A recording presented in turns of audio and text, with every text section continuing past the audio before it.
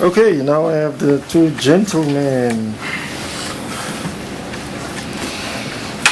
Okay, Riaad. Yeah, boss. What's it like going to Durban and Joburg and being called Mr. Moosa after growing up Mr. Moosa? Just Bruh, that's an awesome question.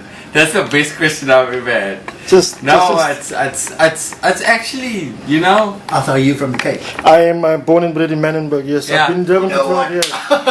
I've been living here for 12 years. My wife is Indian. Yes. And she couldn't.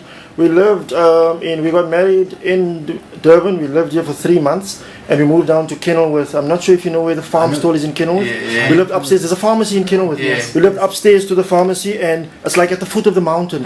It's very cold. The sun hardly gets there. And she couldn't adapt to the weather. Yes, yes. There was a doctor down the road, just opposite, what's the gardens in Claremont? What, Claremont Kirsten Bosch? Claremont Gardens, where they take all the wedding pictures. Yes, Claremont There's a doctor opposite there, and at that time already, that doctor was charging 300, and we pay Durban doctors that now. This was in 99, 2000. And I couldn't stomach the cost, and she got sick every week. So I decided, no, Durban it is. Durban it is, and I've been here for 12 years. So yeah, I'm a Manenberg. So talk to me about the Mr. Moosa thing. Mr. Moosa thing, it's like interesting because growing up I went to school in Grassy Park. Okay. And in primary school, and then sort of high school in Deep River to SP. I was an SP boy. Okay. And so should have realized that. Snobby people.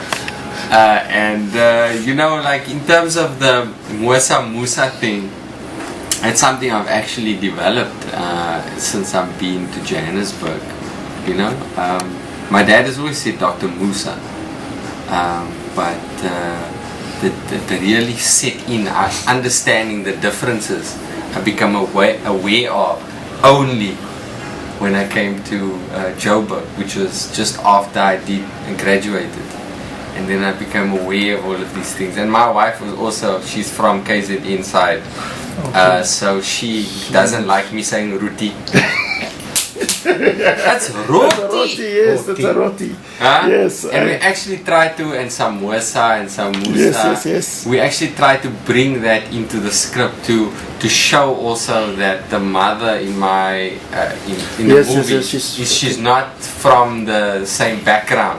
We wanted to insinuate that she's from Cape Town. Yeah. Like, so there were bits where the grandmother was teasing my mother in the movie played by Denise. Yes. That, remember, I used to say some words. Yes.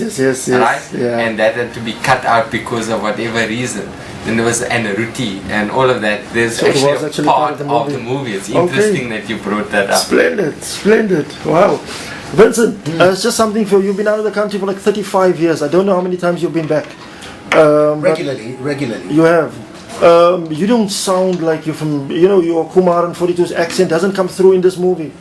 Did you go for language lessons? Did somebody coach you? Language coaching? No, there was a dialect coach on the movie, on material. Yes. But she kind of confirmed things, directions that I was moving in anyway.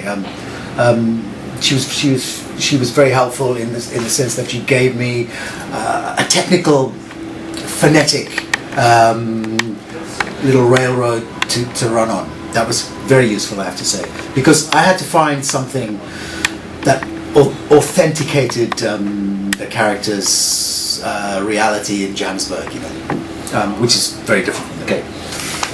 It's interesting how you get so sensitive to how that's the R sound. That's the R sound of the like. It depends on as jy Afrikaans praat. Sê jy kar of yes, you actually use the r a lot in the movie, and when you spoke on stage last night, I didn't hear the r at all. No.